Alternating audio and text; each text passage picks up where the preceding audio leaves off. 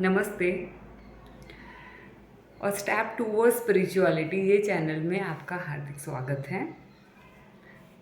आज मैं आपको महासतीपट्टान के बारे में बताने जाऊंगी। सतीपट्टान, सती का मतलब है अवेयरनेस, हर क्षण अवेयर, मतलब सती माने के स्मृति, और पठान का मतलब है प्रस्थापित करना, मतलब अपने आप को एक माइंडफुलनेस या एकदम अवेयरनेस में प्रस्थापित करना। तो सबसे पहले प्रश्न ये है कि कैसे साधक ये सती पठान कर सकते हैं। वो 7 दिवसीय शिविर होता है जो साधक ने 10 डेज शिविर 3 बार कंप्लीट की है, वो लोग सती पठान के लिए अप्लाई कर सकते हैं। अब सती पठान के जो साधक होते हैं बहुत सिंसियर होते हैं, क्योंकि ऑलरेडी उन्होंने 3 बार तो कम से कम मिनिमम 3 बार तो उन्होंने किया हुआ है। तो ये साधक बहुत सिंसियर होते हैं। जैसे कि मैं जब गई थी तब मैंने एक्सपीरियंस किया कि मैं जाऊँ उसके पहले सेल में भी ऑलरेडी साधक होते हैं, उनको अवेयर करने की ज़रूरत नहीं। वो लोग अपने अपने तरीके से साधना करते रहते हैं। तो उसमें जो सिखाया गया है पहले दूसरे दिन आई थिंक सो, कि हर क्षण सजग, चल रहे हो उसमें भी सजगता, खा रहे हो उसमें भी सजगता, सो रहे हो तो भी सजग, सोते सोते मतलब जब सजगता होनी ज़रूरी है। अब सती पठान के अंदर आपको ऐसा लग रहा है कि विधि कोई अलग है, विधि सेम है। विधि तो आप 20 डेज शिविर करो या लॉन्ग शिविर और करते हो तो भी साधना विल बी सेम। लेकिन फ़र्क ये है कि उनके जो लेक्चर्स है गोइंका जी के, वो पूरे अलग हैं। लेक्चर्स में बुद्ध भगवान ने अपने शिष्यों को जो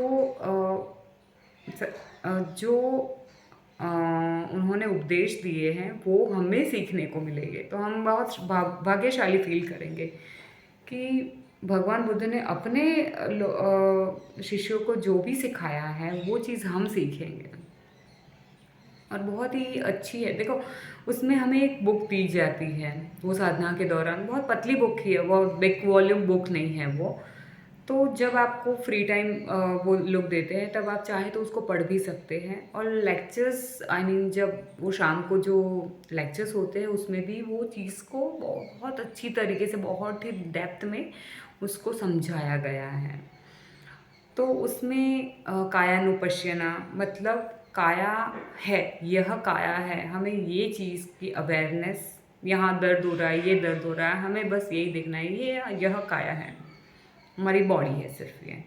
चित्त में भी बहुत सारी चीज़ें चलती रहती हैं, तो हमें यही सोचना है कि यह चित्त है। चित्तानुपश्यना जिसे कहते हैं, धम्मानुपश्यना, ठीक है। तो ये सारी चीज़ें उस दौरान सिखाई गई।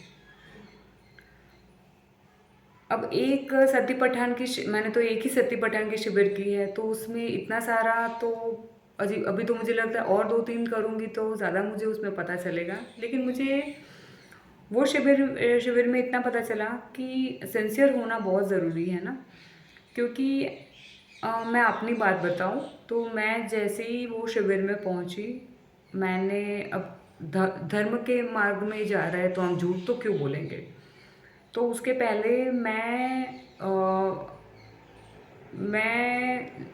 1 या 2 महीने से 1 घंटा ही मेडिटेशन कर पा रही थी। बाकी तो मैं सुबह शाम 1-1 घंटा कर रही थी। लेकिन 2 महीने से somehow I couldn't get time for 2 hours, I mean in a day, for the day and evening.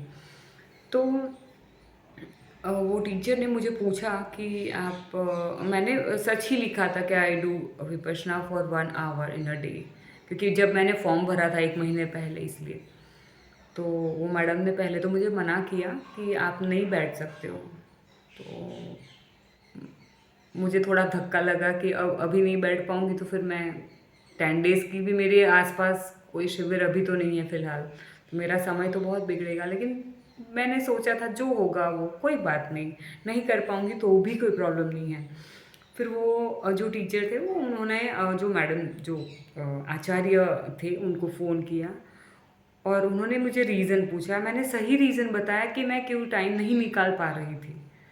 तो उनको वो बराबर लगा, उनको सही लगा होगा, तो उन्होंने मुझे मौका दिया और मैं सही में बहुत ही आभारी हूँ वो मैम की, क्योंकि उस टाइम जो उन्होंने मुझे बोला ना कि क्यों आपने नहीं किया, हम आपको नहीं बैठने दे सकते हैं यहाँ पे, तो तब से लेके अभी तक मैं सुबह शाम 1 आवर विपश्यना करने लगी। टाइम मिलता है नहीं, मैं निकालती हूँ। तो ये चीज़ है। साथ ही में बुद्ध भगवान ने अपने शिष्यों को किस तरीके से चित्त को स्थिर करना है, बाहरी क्या-क्या आवरण है और हमें उससे कैसे बाहर निकलना है, उसके बारे में उन्होंने बताया है, जो बहुत हमारे जैसे साधकों के लिए तो बहुत ही यूज़फुल है। तो जिन लोगों का एटलीस्ट 3 डेज़ 3 टाइम्स 10 डेज़ शिविर कंप्लीट हुआ है, तो वो लोग कर सकते हैं ये साधना को।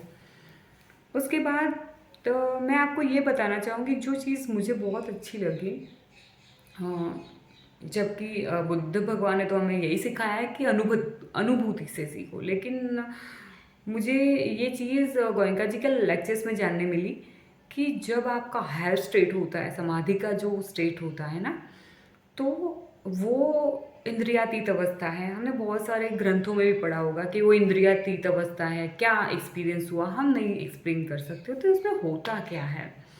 तो मुझे उसमें से लेक्चर्स में से ये पता चला कि जब हायर स्टेट हमारा होता है मेडिटेशन में, तो धीरे धीरे हमारी जो 5 इंद्रियां है, आँख कान नाक, तो धीरे धीरे वो काम करना बंद कर देती है मेडिटेशन के दौरान। तो जैसे कि कान सुनना बंद कर देता है, आँख तो बंद होती है, नाक, है ना, तो कोई सेंसेशन हमें रहते नहीं हैं। और फिर छठी इंद्रिय जो मन है, वो भी मन की बकबक भी कंप्लीटली बंद हो जाती है। और फिर जो अवस्था आती है वो है इंद्रियातीत अवस्था। तो अ, जितना मैंने सतीपठन के बारे में जाना, मैंने आपको बताया, और मैं आपको ये भी बोलना चाहूँगी कि सतीपठन के अंदर जो भी आचार्य थे, मैं अपनी बात बता रही हूँ कि मेरे शिविर में मैंने धम्मपीठा में किया हुआ था अहमदाबाद में, तो वो आचार्य भी बहुत ही अच्छे थे। उन उन्होंने बहुत ही अच्छे तरीके से हमारे मन के जो भी जो प्रश्न थे, जबकि विपश्यना के तो सारे आचार्य बहुत ही हेल्पफुल होते हैं, बहुत ही अच्छे होते हैं, लेकिन स्पेशली मेरी जो विपश्यना का जो अनुभव रहा, I get so much inspired by हर, कि उन्होंने बहुत ही अच्छे से एक्सप्लेन किया। ओके, आपको कोई भी प्रश्न हो सती पठान के बारे में तो आप मुझे कमेंट्स में पूछ सकते हैं। नमस्कार।